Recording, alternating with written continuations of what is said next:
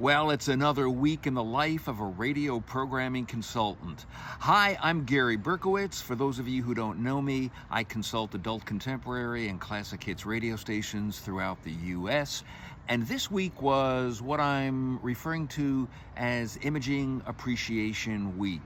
I spent a lot of time with the stations I work with going through imaging, taking our positioning statement, and figuring out some new and interesting ways to communicate that on the station. We came up with some great imaging, but more important, we discovered that there's a lot of stuff that's been in the imaging categories for years. I mean, these things have been playing year after year after year. So it gave us a good opportunity to take out the old, put in the new, and it's amazing how good the station sounded after that. Now, once that was all completed, it kind of motivated me a little bit to write an article for my newsletter talking about how to coach your voiceover talent.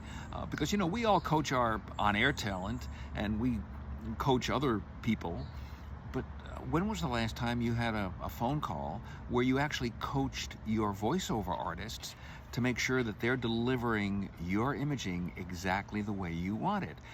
So what I did was I reached out to 4 of the leading voiceover artists in American radio: Joe Szymanski, Earl Mann, Roberta Solomon, and Jen Sweeney, and they give their tips on how they would the best ways to coach them to get the imaging just where you want it. Now, this article will be in my next newsletter, AC Programming Today. If you don't subscribe to it, you can go to GaryBurke.com. Of course, it's free. Sign up. You'll get it every time I put one out.